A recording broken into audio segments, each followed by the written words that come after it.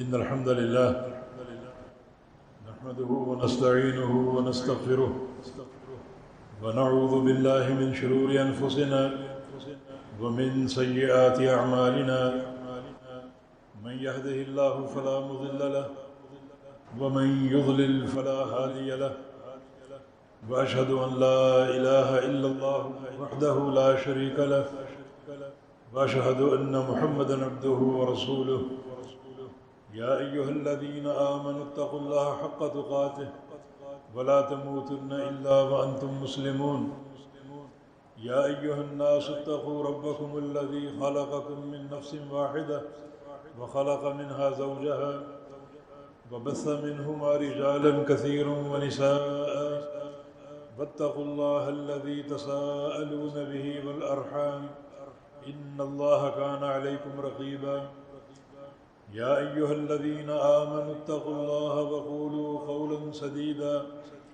يصلح لكم أعمالكم ويغفر لكم ذنوبكم ومن يطع الله ورسوله فقد فاز فوزا عظيما أما بعد فإن أصدق الكلام كلام الله وأحسن الهدي هدي محمد صلى الله تعالى عليه وسلم وشر الأمور محدثاتها وكل محدثة بدعة وكل بدعة ضلالة وكل ضلالة في النار من يطع الله ورسوله فقد رشد واهتدى ومن يعص الله ورسوله فقد ضل وغوى اللهم صل على محمد وعلى آل محمد كما صليت على إبراهيم وعلى آل إبراهيم إنك حميد مجيد اللهم بارك على محمد وعلى آل محمد كما باركت على إبراهيم وعلى آل إبراهيم إنك حميد مجيد سبحانك لا علم لنا إلا ما علمتنا إنك أنت العليم الحكيم رب اشرح لي صدري ويسر لي أمري واحلل عقدة من لساني يفقه قولي لقد قال الله سبحانه وتعالى بعد أعوذ بالله من الشيطان الرجيم من همزه ونفخه ونفثه بسم الله الرحمن الرحيم ولا تحسبن الله غافلا عما يعمل الظالمون یہ وائرس جو پھیلا ہوا ہے اس نے پوری دنیا میں ایک جمود طاری کر دیا ہے تقریباً سارے دروازے بند ہو چکے ہیں ہوٹلوں کے مارکیٹوں کے دکانوں کے اسکولوں کے مدارس کے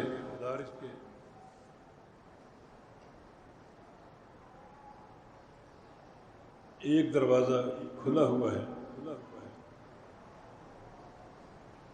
اور وہ توبہ کا دروازہ ہے جو کبھی بند نہیں ہوگا حتیٰ کہ یہ سورج مغرب سے طلوع ہو جائے وہ دروازہ دن ہو رات ہو ہمیشہ کھلا ہے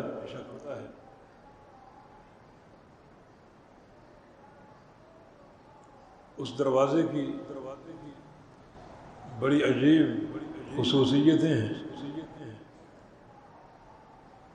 وہ دروازہ تنگ نہیں ہے بڑا وسیع ہے حتیٰ کہ سورج وہاں سے طلوع ہوتا ہے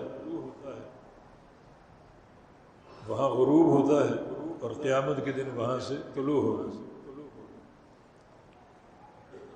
اتنا کشادہ وہ دروازہ ہے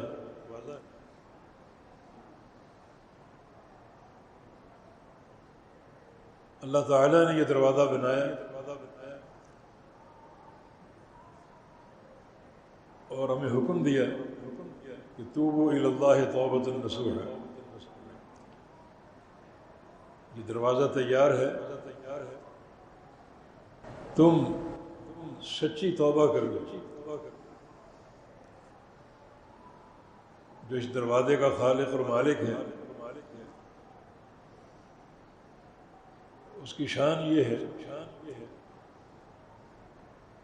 یمد یدہ باللیل لیتوب مسیء النہار ویمد یدہ بالنہار لیتوب مسیء اللیل۔ جو ہی رات شروع ہوتی ہے وہ اپنا ہاتھ پھیلا دیتا ہے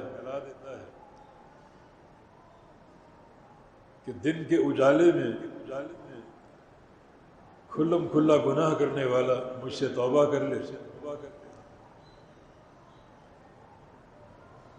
اور جو ہی دن کا آغاز ہوتا ہے تو اپنا ہاتھ پھیلا دیتا ہے کہ رات کی تاریکی میں چھپ کر گناہ کرنے والا مجھ سے توبہ کرے۔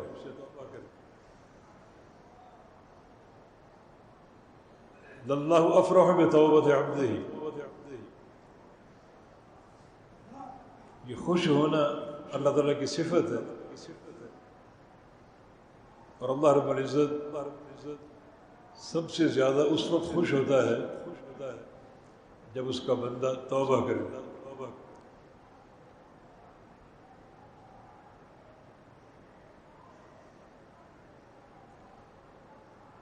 تو یہ دروازہ کھلا ہے اور توبہ اور استغفار کے ذریعے بلاؤں کو ٹالنا چاہیے۔ وما كان الله ليعذبهم وأنت فيهم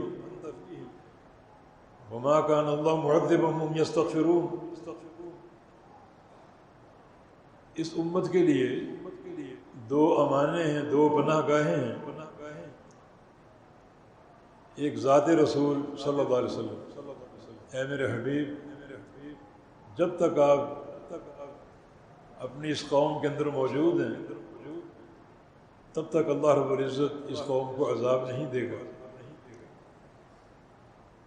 یہ امان آئی اور گزر گئی، دوسری امان قیامت کے قائم ہونے تک ہے، اس وقت تک اللہ رب العزت اس قوم کو عذاب نہیں دے گا جب تک یہ قوم استغفار کرتی رہے۔ تو یہ ایک ایسی پناہ ہے، ایک ایسی امان ہے جو اب بھی موجود ہے اور قیامت تک موجود رہے گی۔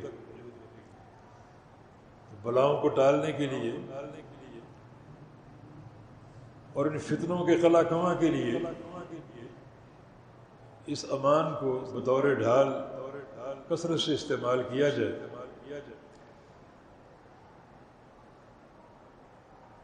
دوسری ایک پناہ گاہ اور بھی ہے، اور وہ ہے صدقہ دینا۔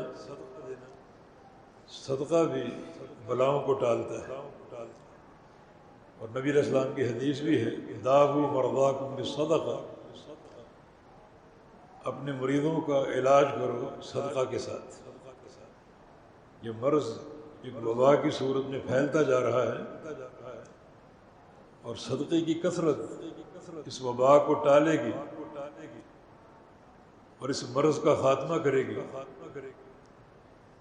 اپنے مریضوں کا علاج کرو صدقہ دے کر۔ ان صدقۃ تطفئ غضب الرب کما یطفئ الماء الحطب۔ صدقہ تو اللہ تعالیٰ کا غضب بھی ٹھنڈا کر دیتا ہے، جیسے پانی ایندھن کی آگ کو بجھا دیتا ہے، ویسے صدقہ جہنم کی آگ کو بجھا دیتا ہے اور اللہ تعالیٰ کے غضب کو ٹھنڈا کر دیتا ہے۔ صدقے کی قوت اور صدقے کی تاثیر اور اس کی طاقت کا اندازہ قیامت کے دن ہوگا۔ وتدنو الشمس حتى تكون على مسافة میل، جب یہ سورج قریب آتے آتے ایک میل کے فاصلے پر آ کر ٹھہر جائے گا۔ وہ سورج جو آج کروڑ میل دور ہے، جب اس کی شدت ظاہر ہوتی ہے تو ہم تل ملا اٹھتے ہیں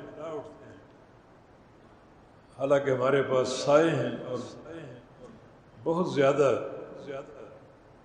گرمی سے بچاؤ کے وسائل ہیں، مگر پھر بھی تڑپ اٹھتے ہیں، بلک اٹھتے ہیں۔ یہی سورج جس میں قیامت کی شدت ہوگی، جب 1 میل کے فاصلے پر ہوگا تو نیچے حرارت کا اور تمازت کا کیا عالم ہوگا۔ اس وقت رسول اللہ صلی اللہ علیہ وسلم کی حدیث کے مطابق کل امرئ تحت ظل صدقتہ یوم القیامہ حتی یقضی بین الخلائق، ہر شخص کا صدقہ جو ہے وہ اس کے سر کا سایہ بن جائے گا، اور اتنی طاقت اور قوت ہوگی صدقے کے اندر کہ وہ سورج کی حرارت کو اور اس کی تپش کو روک دے گا۔ جنہیں یہ سایہ حاصل نہیں ہوگا وہ سورج کی تمازت سے آنے والے پسینے سے انتہائی پریشان ہوں گے، لیکن جو لوگ کثرت سے صدقہ دینے والے ہیں انہیں قیامت کے دن ایک ڈھال حاصل ہو جائے گی، ایک ایسا سایہ جس میں اتنی طاقت اور قوت ہوگی کہ وہ قیامت کے سورج کی جو 1 میل کے فاصلے پر کھڑا ہے اس کی گرمی کو روک دے گا اور اس کی شدت کا مقابلہ کرے گا۔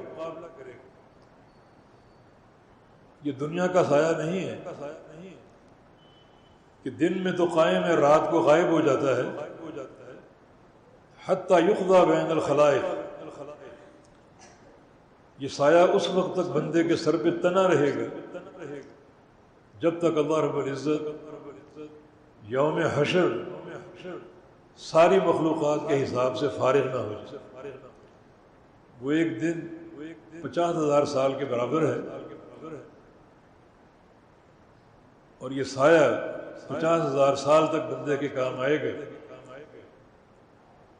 اور اسے سورج کی تپش سے بچائے گا۔ ویسے صدقہ دینے والوں کے لیے قیامت کے دن ایک اور سایہ بھی دستیاب ہوگا، اور وہ اللہ رب العزت کے عرش کا سایہ ہے۔ نبی علیہ السلام کا ارشاد گرامی، رجل تصدق بصدقۃ فاخفاها حتی لا تعلم شمالہ ما تنفق یمینہ، وہ شخص جو صدقہ دے اس قدر چھپا کر کہ اس کے بائیں ہاتھ کو معلوم نہ ہو سکے کہ دائیں ہاتھ نے کیا خرچ کیا ہے، تو اللہ رب العزت اسے قیامت کے دن اپنے عرش کے سائے میں لے لے گا۔ یہ صدقے کی فضیلت ہے کہ اس کو یہ ڈبل سایہ حاصل ہوگا، ایک رب کائنات کے عرش کا سایہ، دوسرا اس کا صدقہ بذات خود سایہ بن کر تن جائے گا اس کے سر پہ اور اسے سورج کی حرارت سے بچائے گا۔ جس صدقے میں اتنی تاثیر ہے اور قوت ہے کہ وہ سورج کی حرارت کا مقابلہ کر لے اور جہنم کی آگ کو بجھا دے، اس صدقے کے سامنے یہ کرونا شرونا کوئی چیز نہیں۔ یقیناً صدقے کی طاقت سے ان امراض سے بچا جا سکتا ہے۔ تو کثرت سے استغفار ہو، اللہ تعالیٰ کی طرف انابت ہو۔ وہ رب جو ہماری حرکات کی بنا پر ہم سے ناراض ہے، اس سے سچی صلح کر لیجیے۔ ان ربک لبالمرصاد، تیرا رب گھات میں ہے۔ ولا تحسبن اللہ غافلا عما يعمل الظالمون، یہ ظالم جو کچھ کر رہے ہیں اللہ تعالیٰ کو غافل نہ سمجھو، وہ ڈھیل دیتا ہے اور پکڑ لیتا ہے۔ یہ قانون قدرت ہے، اللہ تعالیٰ کی سنت کونیہ کہ اللہ رب العزت لوگوں کی پکڑ کرتا ہے، اپنی گرفت میں لے لیتا ہے جب لوگوں کی فرعونیت اور ان کا ظلم و جبر ایک حد سے بڑھ جائے، ایک حد تک اللہ ڈھیل دیتا ہے اور پھر قوموں کو پکڑ لیتا ہے.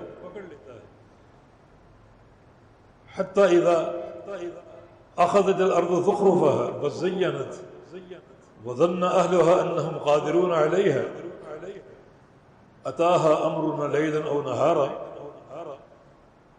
جب زمین خوب سج دھج جاتی ہے، مزین ہو جاتی ہے،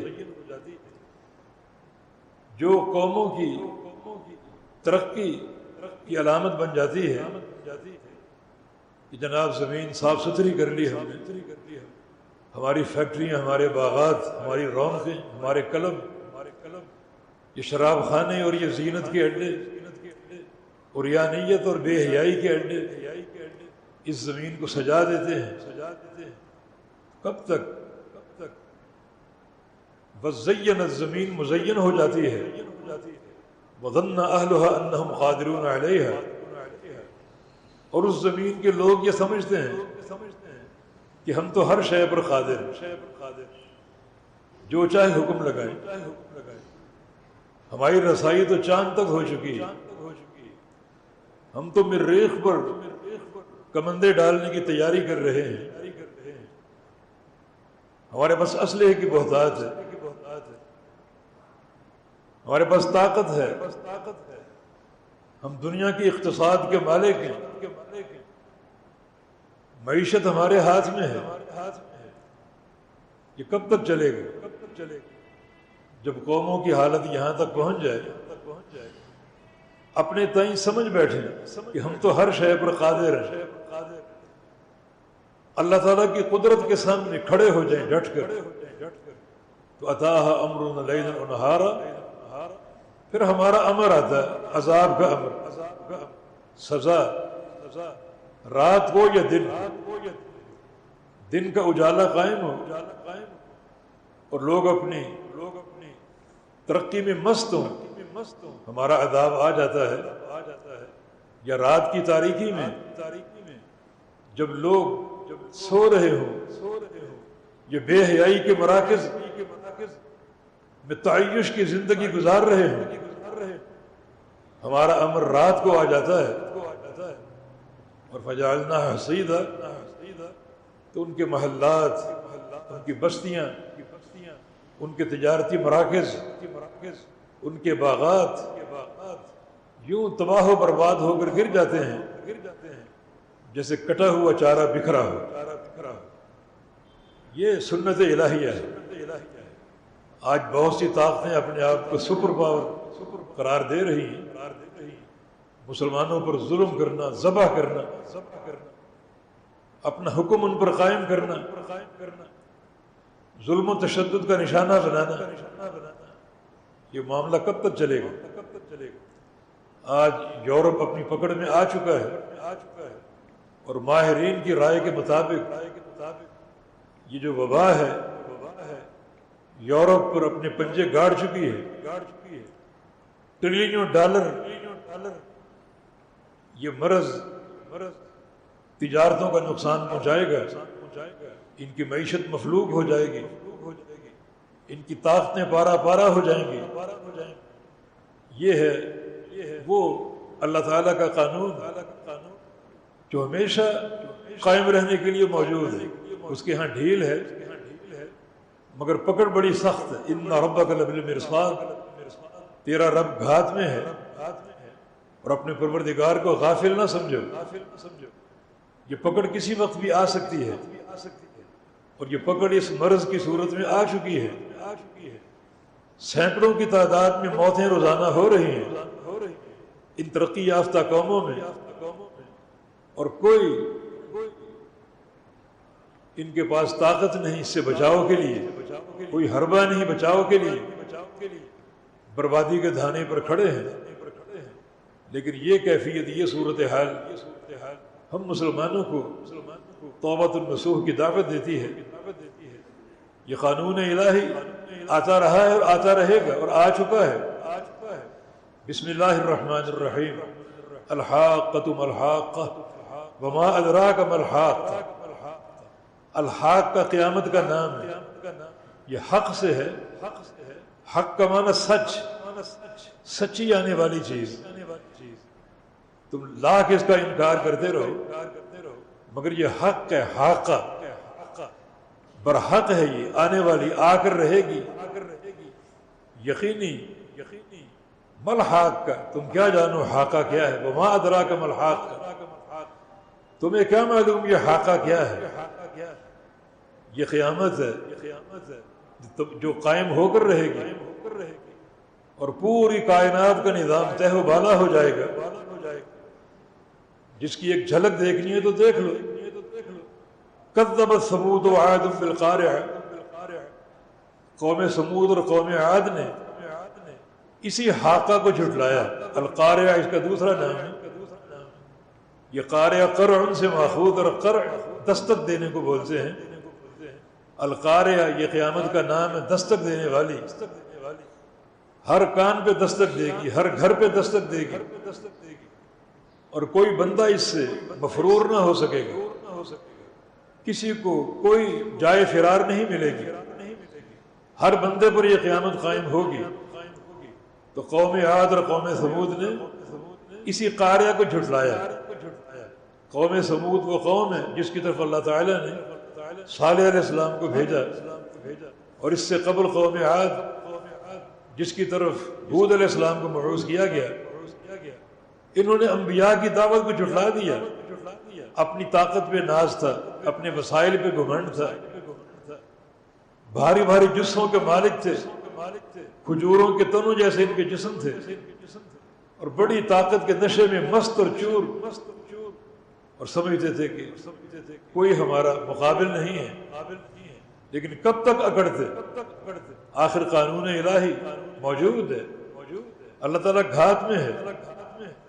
فَأَمَّا ثَمُودُ فَأُهْلِكُوا بِالطَّاغِيَةِ، ایک ہی کڑک آئی اور قوم سمود پر ایسی برسی، وہ اتنی شدت اور قوت کے ساتھ ان کے کلیجے شک ہو گئے، دل پھٹ گئے ان کے، اور فوراً وہ گر گئے جہاں بھی تھے، تباہی اور بربادی قائم ہو گئی، نہ کوئی بچہ بچ سکا، نہ کوئی عورت، نہ کوئی مرد، پوری قوم تباہ و برباد ہو گئی۔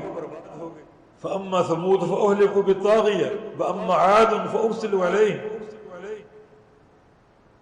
عاد قوم عاد کیا تھی؟ جن کی طرف ہود علیہ السلام کو بھیجا گیا، ان کی طرف ایک ہوا مسلط کر دی گئی، بِرِيحٍ صَرْصَرٍ عَاتِيَةٍ، وہ ہوا بڑی شدید تھی، ایک شدید آندھی، اور وہ 7 دن 8 راتیں مسلسل چلتی رہی، اس قوم کو جھلاتی رہی، حتیٰ کہ اس کے نتیجے میں پوری قوم برباد ہو گئی۔ ان کی لاشیں یوں بکھری ہوئی تھی جیسے کھجوروں کے تنے ہوتے ہیں، تصور کیجیے کیا ان کے جثے تھے اور کیا ان کی طاقت تھی اور کیا ان کے وسائل تھے۔ اللہ تعالیٰ کی پکڑ آ گئی۔ فَهَلْ تَرَىٰ لَهُم مِّن بَاقِيَةٍ، کوئی باقی بچا؟ کوئی ایک بچہ تک باقی بچا؟ نہیں، سب کو برباد کر دیا۔ یہ قانون الہی اس وقت حرکت میں آیا اور آتا رہے گا، اللہ تعالیٰ کا نظام ہے، یہ قدرت کونیہ ہے، یہ نظام کونی ہے، اللہ تعالیٰ جب چاہے اس نظام کو قائم کر دے۔ وَجَاءَ فِرْعَوْنُ وَمَنْ قَبْلَهُ وَالْمُؤْتَفِكَاتُ بِالْخَاطِئَةِ، پھر فرعون بھی آیا اپنی فرعونیت کے ساتھ، اپنے آپ کو رب اعلیٰ کہتا تھا، اور اس سے قبل قومیں آئیں، والمؤتفکات، اور مؤتفکات آئیں۔ یہ مؤتفکات جو ہیں یہ قوم لوط، ان کی بستی کا نام ہے، وہ بھی آئے اپنے گناہوں کے ساتھ، معصیتوں کے ساتھ، اور اللہ کی پکڑ میں آ گئے۔ ان کی پکڑ جو تھی بڑی شدید تھی، انہیں اٹھا لیا گیا آسمانوں کی بلندیوں تک، پھر نیچے پٹ کھا گیا، اور جب نیچے ان کو گرایا جا رہا تھا تو اوپر سے پتھروں کی بارش ان پر کر دی گئی، دوہرا تہرا عذاب ان کو دیا گیا اور پوری قوم کو تہس نہس کر دیا گیا۔ یہ خالق کائنات کی قدرت اور نظام ہے۔ آج اسی جبر و تشدد اپنے کی ایک انتہا ہو چکی، اللہ تعالیٰ کے حلال کو حرام کیا جا رہا ہے، حرام کو حلال کیا جا رہا ہے، زنا اور شراب نوشی اور سود خوری اسے ترقی کی علامت اور اس کو حلال قرار دیا جا رہا ہے۔ یہ تو بہت بڑی بغاوت ہے۔ یہ یورپ جو ہے یہ بڑی غلیظ ترین نجاست کے اندر گھرا ہوا ہے۔ ہمارے کچھ لوگ جو احساس کمتری کا شکار ہیں، یہ ان کی سڑکیں بڑی صاف ہیں، بڑی وہاں صفائی ستھرائی ہے، تمہیں صاف سڑکیں نظر آتی ہیں مگر 50% اولاد زنا نظر نہیں آتی۔ اور بعد یورپی علاقوں میں یہ تناسب 60% تک، 40% حلال کے بچے ہیں اور 60% حرام کے بچے، وہ نظر نہیں آتے۔ تو غلیظ ترین قوم ہے جن کا یہ باطن ہے، بس سڑکیں صاف نظر آ رہی ہیں۔ اس سے کیا ہوتا ہے؟ انتہائی ناپاک اور نجس قوم، اللہ تعالیٰ کے حلال کو حرام کرنے والے اور حرام کو حلال کرنے والے، خطرناک بغاوت پر آمادہ، جن کا قانون مسلمانوں کے خلاف ظلم اور جبر کی انتہا ہو چکی۔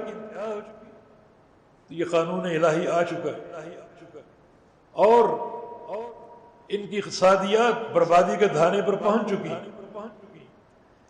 ایک عجیب تباہی واقع ہو چکی اور ہونے والی ہے۔ اللہ تعالیٰ سے ہم عافیت کا سوال کرتے ہیں، اللہ تعالیٰ ہمیں توبہ اور انابت کی توفیق دے۔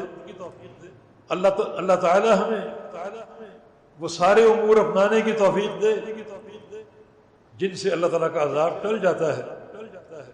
ہمیں بھی ایک جھنجھوڑا جا چکا کہ اللہ تعالیٰ سچی صلح کرے۔ یہ دوستی ہی کارآمد ہے، وہی بچ پائے گا جو اللہ تعالیٰ سے سچی دوستی کر لے اور سچی صلح کرے، جس کا نقطہ آغاز توبہ اور انابت کی شکل میں ہے، رجوع الی اللہ، اور پھر اللہ تعالیٰ کے دین کے ساتھ تمسک، اللہ تعالیٰ کا ذکر، اس کا خوف، تقوی اور پرہیزگاری، اور اس کے جو فرائض اور شرائع ہیں ان پر عمل اور ان کو اختیار کرنا، یہی عافیت النجات کا راستہ ہے۔ اللہ پاک امت مسلمہ کی حفاظت کرے۔ اللہ تعالیٰ جو ایک مرض وبائی شکل اختیار کر چکا ہے، اللہ ہم سب کو اس سے محفوظ رکھے اور اللہ رب العزت سچی توبہ اور انابت کا راستہ اختیار کرنے کی توفیق عطا فرما دے۔ اقول قولی ھذا واستغفر اللہ لی ولکم، وآخر دعوانا ان الحمد للہ رب العالمین۔